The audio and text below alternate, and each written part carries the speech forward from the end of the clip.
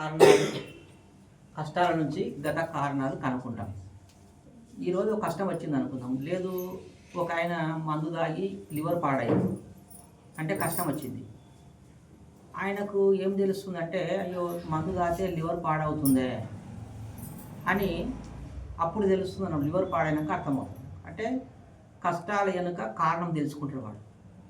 లేకపోతే ఆ కష్టమే రాకపోతే ఆ కారణము కంటిన్యూగా అయ్యి చనిపోయే ప్రమాదం కూడా ఉంటుంది. ఇప్పుడు షుగర్ వచ్చింది, దవాఖానకు పోయినాక షుగర్ ఉందని చెప్తాడు. ఒక కష్టం వచ్చింది అనమాట. జబ్బు అనేది ఒక కష్టం. డాక్టర్ ఉండి నీవు రైస్ కానీ స్వీట్ తినొద్దు అని చెప్తాడు అనమాట. అప్పటి నుంచి అతను మారిపోతాడు. అంటే అయ్యో నేను గతంలో ఇవల్ల ఎక్కువ తీసుకున్నా కదా, ఇప్పుడు తీసుకోకూడదని తెలుసుకుంటాడు అనమాట. అంటే కష్టాల వలన గతముల కారణాలు మనం తెలుసుకుంటాం అన్నమాట.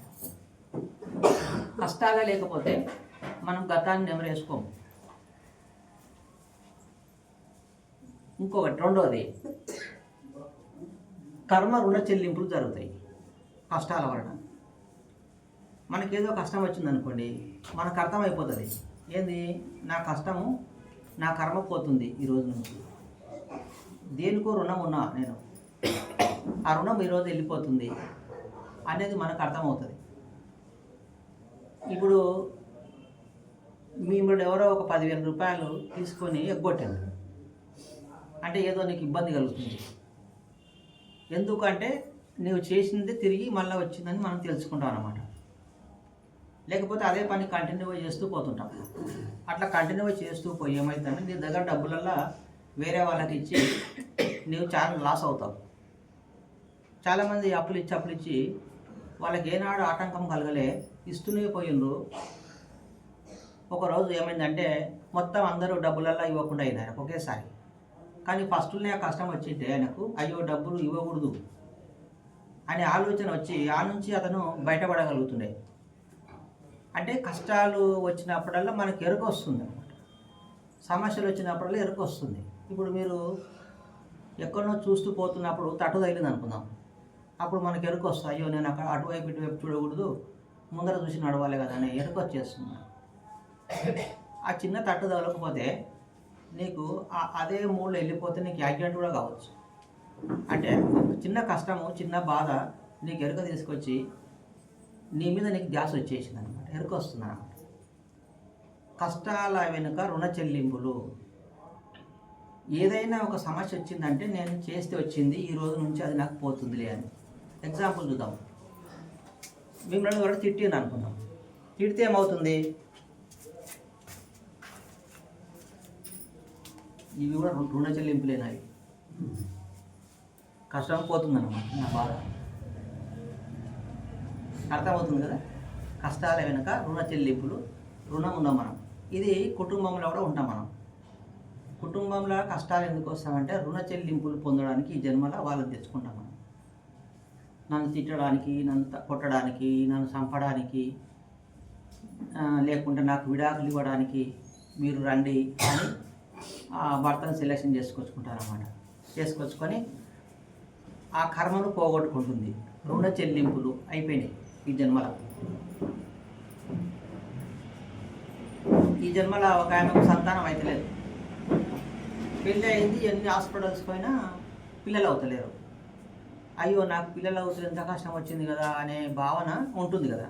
ఎందుకు అంటే ఆమెకు పోయిన జన్మల ఇతరులకు పిల్లలు కాకుండా చేసింది అనమాట. ఈ జన్మలో ఆమెకు పిల్లలు అయితలేరు. నీకు ఆ బాధ అనేది నీకు అర్థమవుతుంది. ఈ జన్మలో నీకు పిల్లలు లేకపోతే ఎట్లా ఉంటుంది అనేది నీకు తెలిసిపోయింది. ఆ రుణం అనేది వెళ్ళిపోతుంది. నువ్వు ఇబ్బంది పెట్టినావు కదా, పిల్లలు కాకుండా ఈ జన్మ నీకు పిల్లలు కాదు, అయిపోయింది. నీకు ఎలాంటి కర్మ ఉండదు ఇంకా తర్వాత. మన ఆలోచన మన జీవితం అని తెలిసిపోతుంది. కష్టాలు వచ్చే కొద్దల్లా మన మీద మనకు ఎరుకొచ్చి ప్రతి ఒక్క సమస్య నేను సృష్టించుకున్నది అనే భావన వచ్చేస్తుంది. మన వాస్తవానికి మనమే సృష్టికర్తలము.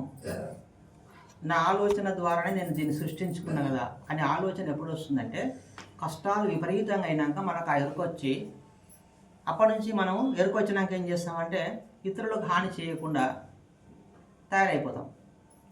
ఇప్పుడు మనకేం తెలిసిందంటే మాంసం తింటే రోగం వస్తుంది, పాపమే రోగం అని మనకు తెలిసినప్పుడు, ఆ ఎరుక వచ్చినప్పుడు మనం హుషారైపోయి మాంసం తినకుండా అయినాం.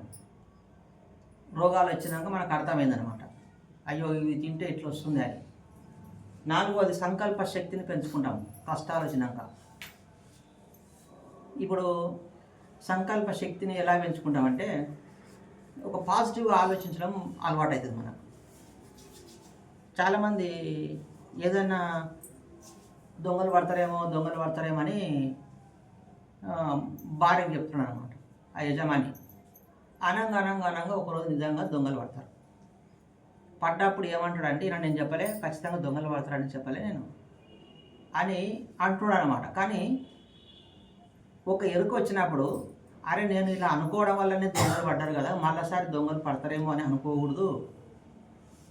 నా ఆలోచనే నా జీవితాన్ని నడుపుతుంది కదా, నా మైండ్ పవరే నాకు దొంగలు తీసుకొచ్చి పెట్టింది కదా అని దొంగలు పడ్డాక అర్థమవుతుంది ఆ స్వామీజీ నిదానంగా. ఇట్లా ఎన్నో సమస్యలు ప్రాబ్లమ్స్ ఎదుర్కొనే కొద్దల్లా ఎరుక వచ్చి మన ఆత్మకు దగ్గర అవుతాం మనం. ఐదవది నిస్సంగంగా ఉంటాం. కష్టాలు వచ్చినప్పుడు, సమస్యలు వచ్చినప్పుడు, ప్రాబ్లమ్స్ ఎదురైనప్పుడు సంఘానికి కొంత దూరం అవుతూ పోతుంటాం. సంఘానికి దగ్గర ఉండడం ప్రమాదం. ప్రతి ఒక్కరిని తల మీద పెట్టుకొని నేను వాళ్ళని ఉద్ధరిస్తా, వీళ్ళని ఉద్ధరిస్తా, ఇట్లా జరిగేది లేకుండా అట్లా జరిగేది ఉండే అని ఆ సంఘం మీద ఎక్కువ ఇంట్రెస్ట్ పెట్టుకొని జీవితం అంతా వేస్ట్ చేసుకొని ఆ సంఘం నుంచి ప్రాబ్లమ్స్ వచ్చినప్పుడల్లా నువ్వు సంఘానికి దూరం అవుతూ పోతుంటావు.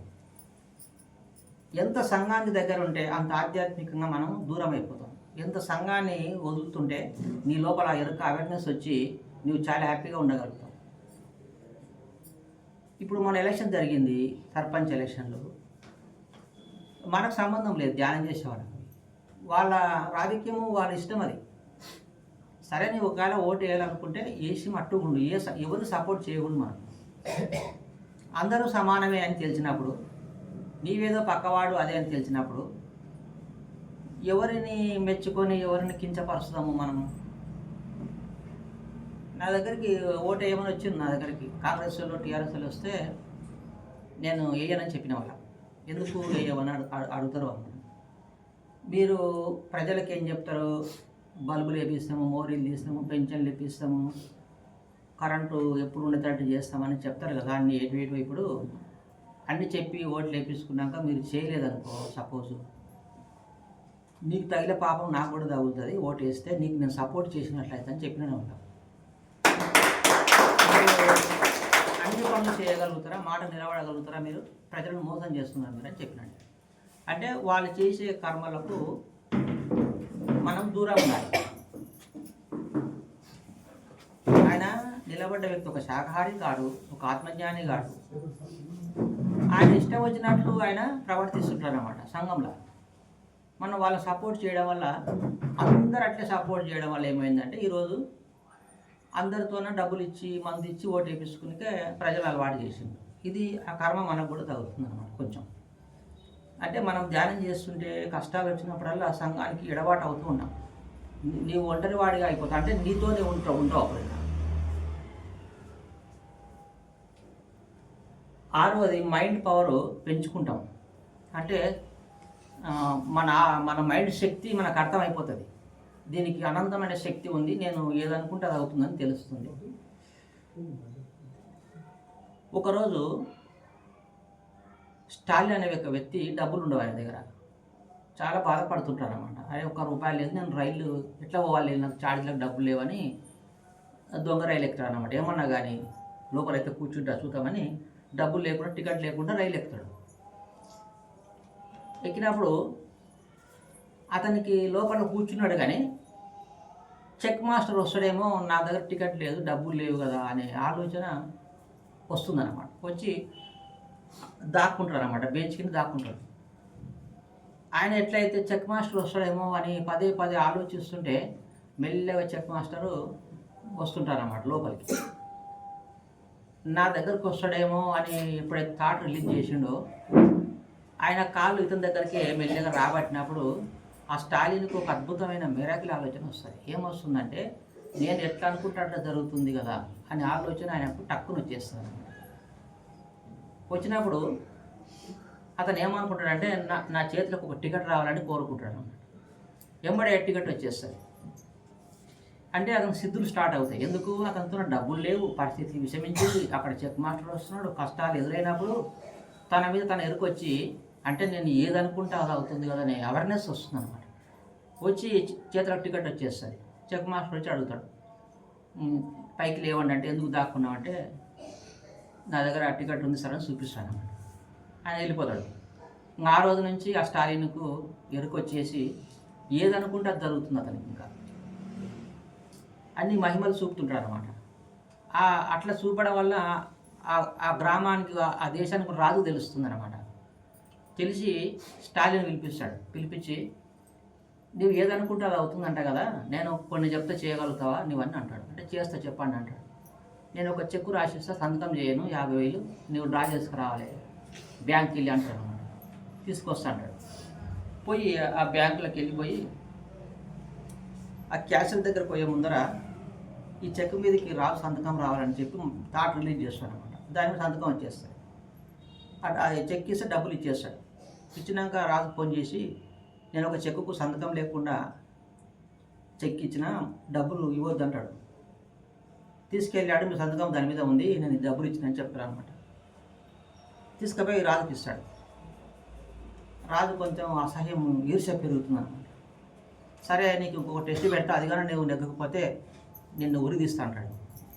చెప్పండి ఏం చేయాలి అంటాడు. అని ఒక టైం పెడతాడు.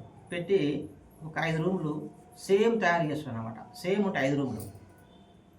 ఆ రాజు లేక ఇంకొక 4 రాజులను, డూప్లికేట్ రాజులను తయారు చేసుకుంటాడు. వాళ్ళు కూడా సేమ్ ఉంటారు, కనుక్కోవడం కష్టం చాలా. ఇంకా చెప్తారనమాట, పలానా టైంకు నువ్వు సాయంత్రం 6 గంటలకు అక్కడికి రా, మేము 5 మంది 5 రూమ్లో పడుకుంటాము, నేను ఏ రూమ్లో నువ్వు కనుక్కోవాలి అని చెప్తాను అనమాట. ఆ స్టాలిన్ ఒప్పుకుంటాడు. ఒప్పుకున్నాక ఇంకా టైం అవుతుంది, అందరూ పోయి పడుకుంటారు. డూప్లికేట్ రాజు, ఒరిజినల్ రాజు, సేమ్ రూమ్లు, సేమ్ వ్యక్తులు ఉంటారు. కరెక్ట్ మధ్య రూమ్లో రాజు ఉంటారని ఆయన థాట్ రిలీజ్ చేస్తాడు అనమాట. నేను రాజు ఏ రూమ్లో ఉంటే నేను అటువైపే వెళ్ళాలి ఆయన థాట్ రిలీజ్ చేసినప్పుడు చక్కగా 5 రూమ్లోకి వచ్చి ఆ బెడ్షీట్ తీసి దాని కింద రాజు ఉంటారు అనమాట. రాజు కొంచెం ఆశ్చర్యపోతాడు, నీవు ఎలా రాగలిగావు ఇంత కరెక్ట్గా అంటే అతను చెప్తాడు అనమాట. స్టాలిన్, నేను రాజు ఏ రూమ్లో ఉంటే నేను అటువైపు వెళ్ళాలి అని నాకు నేను చెప్పుకున్నప్పుడు నా కాళ్ళు, నా భౌతిక శరీరము ఆ రూమ్లకే రావడం జరిగింది, నా ఆలోచన ప్రకారమే నేను మీ రూమ్లోకి రాగలిగిన అని చెప్తాడు అనమాట. చెప్తే ఇంకా రాజు అతని దేశం నుంచి బహిష్కరిద్దామంటాడు. మంత్రి వచ్చి ఏం చెప్తాడంటే, వద్దు, ఇతను మనం మంచిగా వాడుకుందాము, ఇతని దగ్గర సంకల్ప శక్తి పెరిగింది కదా, ఉంది కదా, తెలుసుకున్నాడు. మనకి ఎప్పుడైనా ఏదైనా అతివృష్టి, యుద్ధాలు మన మీద ఎవరైనా అటాక్ చేయాలనుకున్నప్పుడు, మనం చెడగొట్టాలనుకున్నప్పుడు, మనం దరిద్ర కింద తయారైనప్పుడు ఆయనను వాడుకుంటే, ఉపయోగించుకుంటే ఎంత బాగుంటుందని చెప్తాడు అనమాట రాజుకు. రాజుకు అప్పుడు అర్థమయ్యి సరేలే అట్లా వాడుకుందాంలే మంచిగా ఆయనను వాళ్ళు నిర్ణయించుకుంటారు అన్నమాట. అంటే ఆ స్టాలిన్కు సమస్యలు, ఆర్థిక ఇబ్బందులు, డబ్బులు లేవు. ఆ టైంలో ఆయనకు ఆ లేనితనము, ఆ కష్టము ఆయన లోపల ఒక అవేర్నెస్ వచ్చిందనమాట. అరే మనం ఏదనుకుంటే జరుగుతుంది, ఎందుకు మంచిగా అనుకోని మంచిగా సృష్టి చేసుకోకూడదని అవేర్నెస్ ఎప్పుడు వచ్చింది? కష్టాల తర్వాత వచ్చింది. ఆయన కానీ డబ్బులు ఉంటే ఆ థాట్ పవర్ రాదు, ఆ ఎరుక లేకుంటుంది. అంటే కష్టాలు మనల్ని ఒక స్థాయికి తీసుకెళ్తాయి. మన కష్టాలకు మనం మాస్టర్లం అవుతాం. కష్టాలు రాను రాను సమస్యలు ఎదురైనప్పుడు, అనారోగ్యం పాడైనప్పుడల్లా మనకు అన్ని విషయాలు బాగా ఎరుక వచ్చి అన్నింటిలో అవగాహన వస్తుందన్నమాట. వచ్చి నువ్వు ఒక మాస్టర్గా మారిపోతావు. ప్రతిదాన్ని నీవే బాగు చేసుకుంటావు. ఇంకా యుద్ధం చేసే వీరులందరూ ఎన్నోసార్లు ఓడిపోయి గెలుపుకు వాళ్ళు దగ్గరికి వెళ్తారన్నమాట. ఓడిపోకుండా కానీ ఉంటే గెలిపే లేదు సృష్టిలో. కష్టాలే లేకపోతే సుఖాలని తెలియవు అసలు. ఈ కష్టాలు, సుఖాలు అనేది బొరుసు బొత్తులా, అంటే ఒక కైనుకు వెనుక ముందర ఎట్లయితే 2 ఉన్నావో అలాగే దాని వెనుక అతుకొని ఉంటుంది. కష్టం వెనుక సుఖం ఉంది, బాధ వెనుక సంతోషం ఉంది. ఈ 2 ఎప్పుడు అటాచ్మెంట్లో ఉంటాయి. నేను ఒక వ్యక్తిని నాకేదో చిన్నగా మేలు చేస్తే అయితే ఎంత మంచివాడు కదా అనుకున్నా నేను. కానీ నాకు వితిన్ అర్ధ గంటలనే ఆయన నుంచి నాకు ఒక చెడు జరిగిందనమాట. నేను మంచి జరిగినప్పుడు కన్నా పట్టించుకోకుండా నేను ఎరక ఉంటే ఆ మంచిని ఎంత చూస్తున్నా చెడును కూడా అంతే చూస్తాను నేను. అంటే అవమానాలను మధురంగా చూడడం నేర్చుకుంటాం మనం. ఎన్నో అవమానాలు జరిగినాక పట్టించుకోకుండా అవుతాం. చూడండి, అంటే సమస్యలు మనకు వచ్చే ఇబ్బందులన్నీ కూడా మనకు ఒక ఉన్నత స్థాయికి ఒక సృష్టికర్త నేనని తెలుస్తుంది మనకు. అట్లా ఎన్నో జన్మలలో ఎన్నో సమస్యలు, ప్రాబ్లమ్స్, ఎన్నో శరీరాలు తీసుకొని పిల్లలతో, భర్తతో, భార్యతో, అందరితో ఉన్న సమస్యలు ఎదుర్కొని మనం గొప్ప సృష్టికర్తగా మారిపోతాం మనం. ఇప్పుడు రమణ మహర్షి ఆయన ఫస్ట్లో ఎన్నో సమస్యలు ఎదురైనాయి చిన్న ఉన్నప్పటి నుంచి. ఆ సమస్యల నుంచి ఆయన ఎరుకొచ్చి మౌనంలోకి వెళ్ళిపోయాడు. ఎవరికి ఏమనకూడదు, ఎవరిని ఏం చెప్పకూడదు అని తెలిసిపోయిందని, ఎవరిని వాడే ఉద్ధరించుకోవాలి అనే ఆలోచన ఆయనకు వచ్చేసింది. పత్రికారు కూడా ఎన్నో కష్టాలు వచ్చినాయి. ఆత్మహత్య చేసుకుందామని నీళ్ళ దిగుసతాం అనుకున్నాడు, ఫెయిల్ అయితే. అక్కడికి వెళ్ళినాక నీళ్ళు చల్లగా ఉండవని చెప్పి, చల్ల నీళ్ళు అంటే భయం అంట ఆయనకు, వద్దులే అనుకున్నాడు, మళ్ళీ మార్చుకున్నాడు. అట్లా ఎన్ని అవమానాలు, ఇన్సల్ట్ జరిగినప్పుడు, రోగాలు వచ్చినప్పుడు అద్భుతంగా మనం ఎదుర్కొని ముందుకెళ్తాం. ఇప్పుడు భాగ్యలక్ష్మికి ఏదో చిన్న జబ్బు వస్తే ఆమె ధ్యానం చేయదామె, తలనొప్పి లేకుంటే చిన్న చిన్న ఏదో పొట్ట నొప్పి లేస్తే ధ్యానం చేయదామె. ఒక క్యాన్సర్ అనేది ఒక గొప్ప రోగం వచ్చినందుకు ఆమె కష్టాలు, ఆ రోగము ఆమెను ఆధ్యాత్మికంగా తీసుకుపోయింది. ఆమె ఎన్నో పాఠాలు నేర్చుకున్నది. దాన్ని మాంసం తినకూడదని తెలుసుకున్నది, ధ్యానం చేస్తేనే నేను బతుకుతాను తెలుసుకున్నది. ఇది మిగతా వాళ్ళకు కూడా చెప్పాలి ఈ విషయం అని, అది ఆ విషయం తెలుసుకున్నది ఆమె. కానీ వాళ్ళు ఆర్థికంగా ఉన్నారు, వాళ్ళు ఆ రోగమే లేకపోతే ఆమె ధ్యానం చేయదామె. ఆ జబ్బే ధ్యానానికి మూల కారణం. ఇవల్ల మీరందరూ అర్థం చేసుకొని, అసలు కష్టము, సమస్య అనేది లేవు సృష్టిలో. అది నీ మనసు చేసే నాటకం. అది నీ మైండ్ అట్లా చేస్తుంది మనం. ఆ మైండ్ మీద మీకు ఎరకొచ్చి, ఆ మనసు మీద మీకు అవేర్నెస్ వస్తే, అది అవమానం జరిగిన వెంటనే మీరు మైండ్ తీసుకోకుంటే కనుక అసలు సమస్యనే లేదు. మీకు ఒక జబ్బు వచ్చినప్పుడు దాన్ని మైండ్ తీసుకోకండి, అది శరీరంలో ఉంది, ఉండని, అది వచ్చిపోతుంది. కానీ నాకు అయ్యో ఇట్లయింది కదా అని మీరు పదే పదే ఆలోచించినప్పుడు పెయిన్ ఎక్కువ అవుతుంది. మనుషులకు దూరిందే నొప్పి పెద్దగా చేసి చూపిస్తుంది. మనం మనసుల కానీ నొప్పి దూరకుంటే, మీ బాధ లోపలికి వెళ్ళకుంటే అంతా మనకు 20% ఉంటుంది నొప్పి కానీ బాధ కానీ.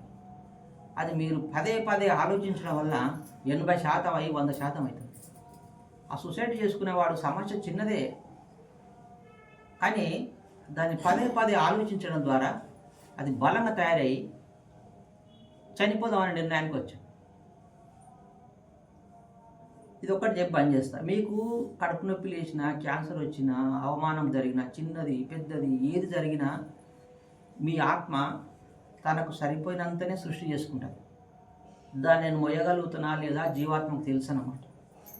తన మొయ్యలేని స్థితిని ఏది తీసుకోదు. ఇప్పుడు ఆ మేడంకు వాళ్ళ బాబు చనిపోయింది ఎగ్జాంపుల్. భరించే శక్తి ఆమెకు ఉంది కాబట్టి ఆ ఇన్సిడెంట్స్ జరిగింది. సరే, కొద్ది బాధపడవచ్చు, కానీ కొద్ది రోజులైనాక దాన్ని మర్చిపోతాం మనం. అంటే మీకు ఏది వచ్చినా మీ జీవాత్మ దాన్ని భరించే శక్తి ఉంది కాబట్టి తీసుకున్నది. భరించే శక్తి లేకపోతే ఆ సమస్యను, ఆ కష్టాన్ని, ఆ జబ్బును తీసుకోదు. చిన్న చిన్న తీసుకుంటుంది అన్నమాట. తీసుకుని అందులో చిన్న చిన్న పాఠాలు నేర్చుకుంటుంది. పెద్ద పెద్ద బాధలు వచ్చినప్పుడు పెద్ద పాఠాలు నేర్చుకుంటాం. ఆ సీతాదేవి, సత్యహరిశ్చంద్రుడు అందరూ కూడా గొప్ప గొప్ప వాళ్ళు గొప్ప గొప్ప కష్టాలు, సమస్యలు తెచ్చుకొని అందులో వాళ్ళు ఆడితేరి గట్టిగా అయి ఆత్మకు దగ్గర అయిన వాళ్ళు. మనందరం కూడా ధ్యానం చేస్తే పెయిన్ తక్కువ ఉంటుంది, శరీరానికి నొప్పి తక్కువ ఉంటుంది. మనసుకి ఏమన్నా ప్రాబ్లమ్స్ జరిగినప్పుడు ఆ శక్తి నుంచి మనకు అది పెద్దగా ఇబ్బంది పెట్టదు. మీరు చూడండి, ఏదైనా కరెంట్ షాక్ కొడితే ధ్యానం చేయకముందు ఒక 100% నొప్పి ఉంటుంది. షాక్ కొట్టినప్పుడు ధ్యానం చేసినాక 50% ఉంటుంది. ఎందుకంటే ఈ బాడీకి శక్తి పోయి ఉంటుంది ధ్యానంలో. విశక్తి బాగా పోయి అది కొంత శక్తివంతంగా తయారైనప్పుడు మనకేం కాదు. ఇప్పుడు సాయిబాబా స్వామీజీ వేడి అన్నంలో చేయి పెట్టి స్పూన్ లేకుండానే తిప్పుతున్నాడు ఆయన. ఎందుకంటే ఆయన బాడీకి శక్తి ఎక్కువ వచ్చింది. పత్రి గారికి అంత కిడ్నీ ఫెయిల్యూరు, శ్వాస ఆడకపోవడం, ఎంత ప్రాబ్లం వచ్చినా చూడడానికి మనకు ఎంత బాధపడుతున్నాడేమో అని మనం అనుకున్నాం, కానీ లోపల ఆయనకు బాధ లేదు. చూడడానికి మనకు ఎంత ఇబ్బంది పడుతున్నాడో కదా అనే ఫీలింగ్ మన మైండ్కి ఉంది, కానీ ఆయనకు లేదనమాట. ఇట్లా ధ్యానం చేస్తే మనం చాలా మటుకు సమస్యల నుంచి ఎదుర్కొని గట్టిగా అవుతాం. నేనేం చెప్తున్నా అంటే, మీరు ఎంతసేపు మనసును శూన్యం చేసుకోగలిగితే మీకు వచ్చే ప్రాబ్లమ్స్ను, ఎంత పెద్ద ప్రాబ్లం వచ్చినా ఎక్కువసేపు శూన్యంలో కూర్చోగలిగితే మీకు ఎటువంటి సమస్య వచ్చినా మీరు తట్టుకోగలుగుతారు. అది డిలీట్ అయిపోతుంది అన్నమాట, మనల్ని ఏం చేయదు అది. సరే, వచ్చే వారము మనకు ధ్యానంలో మన మైండ్ ఎట్లా పనిచేస్తుంది, మన ఆలోచనలు వచ్చినప్పుడు అవి ఎక్కడికి వెళ్తాయి, ఆ సమాచారం అంతా మనం తెలుసుకుందాం. అందరికీ నమస్కారం.